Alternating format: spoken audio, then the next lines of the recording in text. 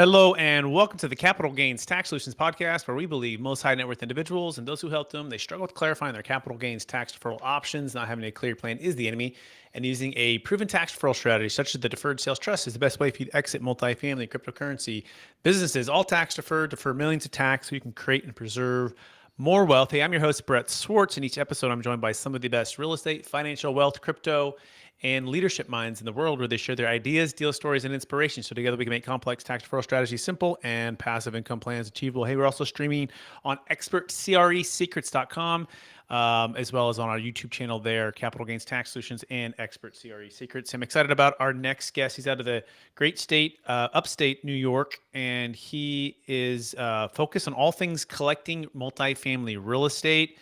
He works alongside a gentleman named Bill Hamill, who is the founder and has a ton of experience. And now Stephen is coming up alongside of him to find more deals in the Florida area as well as upstate New York.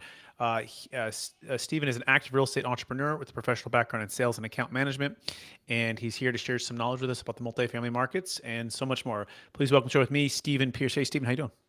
Good. Thank you for having me, Brett. Absolutely. For our listeners getting to know you for the first time, would you give us a little bit more about your story and your current focus?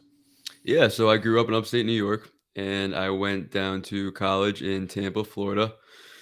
Did the 4 years undergrad and then got a master's in entrepreneurship the following year. I worked down there in logistics sales following that. It was just a job, paying the bills right out of school, needed something. Knew I wanted to go more into the entrepreneurial route eventually. I ended up moving back home during COVID to the upstate New York area because it just made sense at the time. I saw a job posting for real estate investor posted by Bill Hamill with Hamill Real Estate, and that was about a year and a half ago.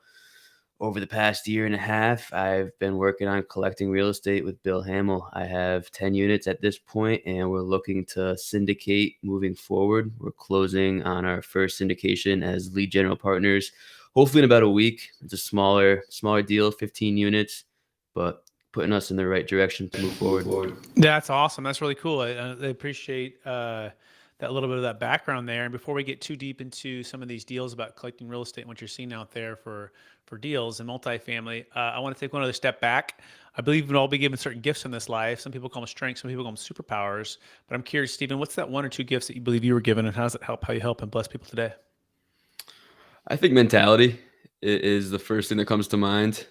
Starting this journey with Bill, I set a goal saying I'm going to acquire 10 apartments my first year. And I remember telling my mom that, and she just kind of laughed, like, how are you going to do that? I said, I don't know, I'll figure it out. And had the mentality that I was going to do it. And fast forward a year, and I got those 10 units. So, absolutely love that. That's fantastic. Mentality is super important because with setting any kind of goals, right? If we're not saying them out loud, if we're not setting the right mindset, it's going to be difficult to achieve those. So it's doing those things that are been proven to do. So let's dive right into the episode here. So collecting multifamily real estate. So what's the biggest secret, Stephen, to collecting multifamily real estate in upstate New York or Florida? I don't know if there's a secret. I think there's been a lot of successful real estate investors over the last couple hundred years, and I think their success has left clues. So I think the secret goes back to that mentality and really dedicating yourself to it. I'd say also having a sense of urgency. It's easy to just educate yourself and then analyze deals and go day to day without taking action. But if you have that sense of urgency, you can definitely move forward and get things done.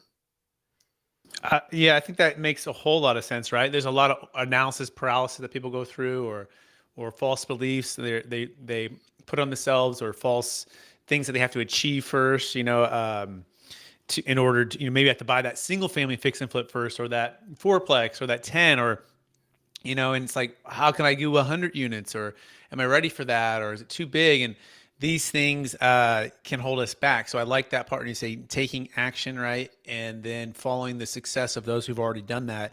So what's been the best way that you and Bill have figured out a way to find deals right now? Maybe that's a better aspect of this. What are you guys doing to unlock opportunities in a very tight market? Yeah, so Bill brought me on board, and one of my biggest roles was going to be to find deals. And that was a lot harder than I thought it was going to be. You get a lot of people on the phone. You get a lot of people saying, yeah, give me a number, I'll sell for the right price. but actually finding a good deal for a good quality asset is really hard to do. Our biggest secret has been a broker appraiser in the area who finds great deals. He's been doing this for over 30 years. He has the connections, and I think knowing people is that secret to finding deals.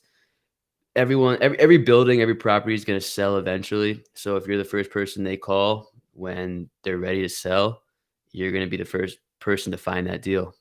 I think that's great, right? You can find that, like that old sage that's connected with all of the properties in some way, whether that be that lender, that title person, that in your scenario, that appraiser, right? Sometimes it's the property manager, but it goes always back to relationships. If we can build those relationships, nurture those relationships, and then be top of mind to unlock when the deals are unlocked or coming up, that's great. So that's fantastic. So how do you nurture those relationships with appraisers? Is there anything that you guys do to try to encourage opportunities for him to bring them to you? Yeah, I think the most important thing is he knows we'll close. He knows we're serious investors, and if we say we're interested in a property, we're not gonna waste his time, we're not gonna waste the seller's time. But beyond that, it goes beyond real estate. Over the past year, I've gotten to know this gentleman. It goes beyond real estate. You treat him like a friend. You treat him like someone you'd hang out with on the weekend. You check in, you call him and ask how his vacation was, and you really mean it. You get to know the person, and you build that relationship, and take it beyond real estate, and the real estate will always be there. Yeah, it makes sense, right? If we overthink it, there's no reason to. It's just people are people, and Zig Ziglar says it well. If you help enough people get what they want, you get everything you want. So you build that relationship. Now I'm curious. So a lot of that's with brokers too, right? So you want to do it with brokers, you want to do it with appraisers, maybe escrow, maybe lenders, those different folks. It's interesting you said appraiser because usually I hear it's just with the broker, right? So this is maybe one of your secrets. Like what can break down what does he get out of it, right? Because as an appraiser, of course, he wants it to close, right? Because he doesn't want to, I guess, under or over appraise it so that the loan goes through and the buyer closes. But walk us through maybe what I'm missing here. Are you referring to a broker or an appraiser here? And if the appraiser, what's in it for him really if it closes or doesn't close? So this is kind of a unique situation. You don't hear a lot about appraisers being the deal finders. This particular appraiser is also a broker. So he does represent both parties on these transactions, but a big part of him knowing all of these owners is because of his appraising business. So he has a full Rolodex of investors who he's appraised for in the past, people he's worked with as a broker and appraiser, and he can follow up with them whenever he needs to. And that's really his secret sauce. Got it. That's interesting. It's kind of like the property management strategy, right? There's brokers who are property managers and they manage the properties, and then their goal is to either buy the properties themselves off market and or broker the deals when it comes up because they built a long-term relationship with the client, right? Sometimes it could be, it could be a little sensitive there. So that's really interesting. I don't know if I've ever heard it that way. And maybe different states have different rules, right? I'm in California, you're in New York, but I don't think I've ever heard that appraiser, and I also, well, I will clarify this as well. He's probably not appraising on the deals that are closing, right? Because maybe there's a conflict of Exactly. interest there, right? So he's using his appraisal business to serve the community of multifamily owners. And correct me if I'm wrong. And then if and when he kind of has a pulse on it, he says, "Look, I'm not going to participate as an appraiser on this one, but I'd love to broker the deal." Is that what he's doing, Stephen? Exactly. I mean, you've been doing it for so long. There's properties that he appraised 20 years ago, got to know the owner, checks in with them every year, and now 20 years later, they're ready to sell, and he can put his broker hat on and work that side of it. That's so smart. I love that. I love that. It's creative, right? It's kind of like, they especially appraisers, because everyone wants to be the appraiser's friend, right? Because if an owner, you want to refinance your property, you want to maximize the loan dollars. So you want to, you're there when the appraiser's showing up, you're trying to highlight all of the really great things about the property. You're saying, hey, why this property is worth more than the one that sold down the street for X because of X, Y, and Z. And so you're trying to maximize value of an appraisal so you can maximize either refinance dollars and or the ability for someone to buy it. So I like that a lot. That's really cool, Stephen. It just goes back to relationships once again. Yeah, right on. So excellent. So let's shift a little bit into capital gains tax. Well, actually, before we go there, let's talk about where you're buying properties, right? And why you're buying them there. and kind of the ideal partner or investor that's looking maybe to start to invest passively with someone like yourself? Yeah, so I'll start with the purchases that I have completed up until now. First, I got a duplex up in the upstate New York area, and that was out of needing a place to live. I was a renter when I lived down in Tampa. I moved back with my parents to save on that renting when I could work remote and needed a place to live. Knew I wanted to be an owner occupier. I liked that method, it made sense to me. Next was the 8 unit that was in the same area, upstate New York. But now that Bill and I are looking to grow and scale and go more into the syndication model, I think that's what you're referring to with who would be the passive investor looking to partner up with us. And that's anyone that's interested in multifamily real estate but doesn't have the time to be an active investor themselves. It's been a great 10, 12-year run for the real estate market. People are interested in multifamily real estate. They want to be a part of this industry, but it takes a lot of time. It's a lot of work. And having this syndication model gives people that opportunity. We're also interested in the Tampa, Florida market. Bill has a 44 unit, a 16 unit, and a 5 unit in that area. I know the streets very well, living there over 6 years, and we believe in that market. So other people want to put their money there, and we can be that vehicle for them to invest passively. That's awesome. And so you guys buying deals that are 50 units, 25, 100, 150? What's kind of your sweet spot? Value add, B or C? Maybe give us the last deal you guys did in Tampa. What did that look like? Cap rate, cash on cash, projected returns? Yeah, so I'd say our secret spot is like 20 to 200 units, anywhere in there. Value add is great if we can refi and pay the investors back, or add enough value and completely exit the transaction if that makes sense for the investors at the time. I'll run through a deal that we're working on right now. We'll be closing hopefully next week. So I think we're close enough to be talking about it on a podcast. It's a little bit smaller. It's 15 units. It's here in the upstate New York market, but there's a lot of meat on the bone. There's a lot of room to raise rents, improve the common areas. And it's in a growing area here in upstate New York. It's in Troy, New York, across from a community college. And we're starting off as being lead general partners on a little bit of a smaller transaction. It's a 15 unit, a little over $1 million, but that gives us the opportunity to be the lead general partner, raise from our investor network, and go through this process with a syndication attorney and really master it on a great property that we know is going to have great returns before we go into that 50, 100 unit as the lead general partner. Got it. So it makes sense. So 15 units. Curious on the cap rate, cash on cash, and then how much from rent. If you renovate a unit, what's the cost to renovate on average, and what's the average increase in rent? Yeah, so we're purchasing it around a 6-7 cap. There's a lot of room to add to the rent. So it's going to be up to 11, 12 cap. I know that sounds unbelievable for people that are used to some of the more competitive markets, but here in upstate New York, you can get away with purchasing a 10, 11 cap.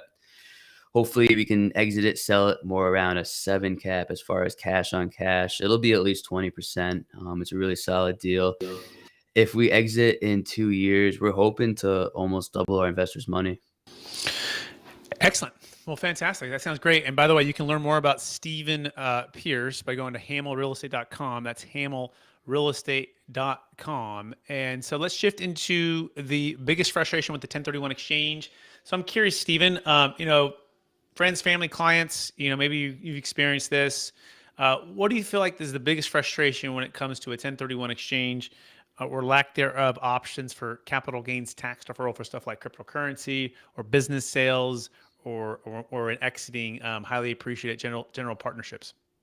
Yeah, so I haven't been to the point in my career yet where I've sold a property. I haven't exited yet. And sticking with the collecting real estate theme, I like to collect and hold on to things. I think that's a part of who I am. When I was younger, I collected baseball cards in like middle school, and I never wanted to sell them. I wanted to keep collecting, keep collecting. And I feel that way about real estate. I think you collect and you hold on to it, and there's a lot of power in your time in the market. But what the biggest frustration is with 1031s that I've observed over the last year and a half is definitely the short period of time that you're given to identify a property. I see a lot of frustration with investors who feel like they have to park this cash into an asset that they know they're not getting the best deal on because even though it's not the best deal, it still makes sense financially with the tax. Yeah, that's exactly what we call the shotgun wedding, right? You got to get engaged in 45 days. You got to get married in 180. And sometimes it's that sell high, buy higher 180 days, which is the most painful, right? And a property that's maybe not cash flowing very well or doesn't have a lot of upside, a lot of the juice has been squeezed out, maybe at the top of the market in this, 13-year bull market run, highest real estate values ever. That's why we offer the deferred sales trust. We call it the Netflix exit planning strategy versus the old blockbuster 1031, where you never have to feel trapped by a 1031 exchange ever again. You can save a failed 1031 exchange. It works for cryptocurrency, works for businesses, works for primary homes, whereas the 1031 doesn't work for any of those assets except for an investment real estate property. And by the way, you can go to capitalgainstaxsolutions.com. That's capitalgainstaxsolutions.com to escape feeling trapped by the 1031 forever. Check us out, capitalgainstaxsolutions.com. But that being said, Stephen, are you ready for the lightning round? I am. All right. So knowing what you know now, if you can go back to your, let's call it your 20-year-old self, what's the one golden nugget you make sure to tell yourself to do? Buy a house in Tampa. Stop renting. Buy a house and rent that out to your friends. Excellent. Second question, what's the number one book you've recommended or gifted the most in the past year? Oh, in the past year is tough. In the past year, I'd probably say Shoe Dog by Phil Knight. Excellent. Question number three, what's the number one leadership quote or theme that you strive to live by? Ooh. I'm not sure about a leadership quote, but when you say quote and I'm thinking real estate, the first thing that comes to mind was Pace Morby, who's a very good direct to seller investor, has a quote that is find the bunnies. And that goes back to his first transaction, his first purchase. So if you look into Pace Morby and you can look into find the bunnies. Excellent. Next question, what are you most curious about right now? What am I most curious about? How I can find a way to split time between Tampa and New York. I'm really trying to build a big enough portfolio that supports that kind of a lifestyle.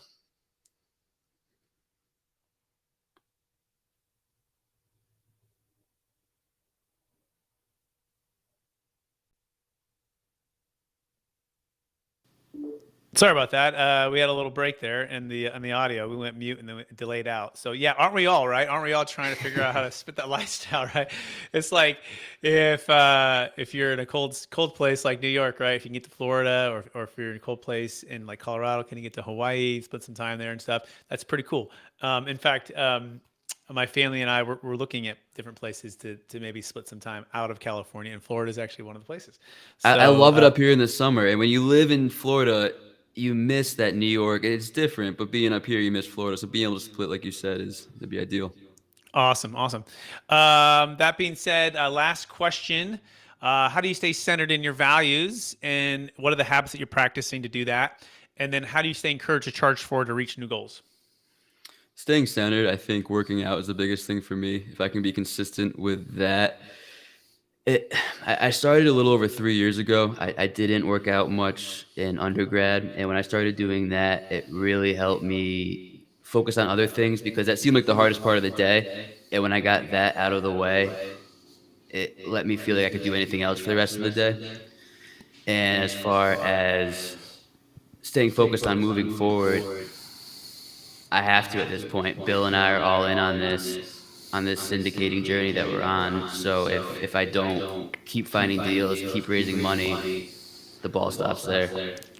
Makes perfect sense, baby. Burn the ships and go all in. Hey, Steve, I want to thank you for being on the show. I want to encourage you to keep using the gifts of having the mentality of never giving up and figuring out a way to make it happen, right? Especially in this multifamily syndication game, which is very, very competitive and prices are all-time highs. But continue to look for that diamond in the rough in the Tampa Bay, Florida, upstate New York. And I want to encourage our listeners to get with Steven if you're looking to potentially invest in those areas, and connect with him. Steven, for those who do want to reach out to you and connect with you, what's the best place for them to find you? Yeah, Brett, thank you so much for having me. I love the Capital Gains Tax Solutions show. You can text me, call me anytime, 518-860-6430. I'm also on Instagram, Stephen Pearse 3, on LinkedIn, pretty active on there, Stephen Pearse, collecting real estate, Hamel Real Estate. Awesome. Thanks, Steve, for being on the show. And also want to thank our listeners for listening to another episode of the Capital Gains Tax Solutions podcast, where we believe most high net worth individuals and those who help them, they struggle with clarifying their capital gains tax deferral options. Not having a clear plan is the enemy. And using a proven tax deferral strategy, such as the Deferred Sales Trust, is the best way to defer millions of dollars of capital gains tax on the sale of businesses, real estate, can save a failed 1031 exchange, cryptocurrency, public-private stock, high-end primary homes, anything that you have that has at least $1 million net proceeds, $1 million gain, that's big enough to qualify for our minimum qualifying transaction. We would love the opportunity to connect with you by going to capitalgainstaxsolutions.com. That's capitalgainstaxsolutions.com. I also want to shout out two other things real fast. We have a mastermind that happens every Friday at 10 a.m. Pacific Standard Time, 1 p.m. Eastern, totally free. If you go to capitalgainstaxsolutions.com, we're breaking down the Deferred Sales Trust and making it very simple, very digestible, in an open forum where everyone's invited to ask questions, bring in their CPA, bring in their financial advisor, whatever, right? And everyone broker to figure this thing out so that you never have to feel trapped by 1031 again or capital gains tax. That is the Deferred Sales Trust Mastermind. Go to capitalgainstaxsolutions.com. And the last thing is I'm speaking at the Joe Fairless Ashcroft Capital Best Ever Real Estate Conference coming up in Colorado, February 24th through the 26th. You don't want to miss this. If you're in the commercial real estate syndication space, multifamily space, there is a discount code that you can get by going to capitalgainstaxsolutions.com, and that'll save 15% off the ticket. If you're interested in seeing me there, meet me in person, it'd be a pleasure to connect with all of the audience who are part of the Capital Gains Tax Solutions Nation. So thank you so much for listening. We appreciate everybody. Please rate, review, subscribe.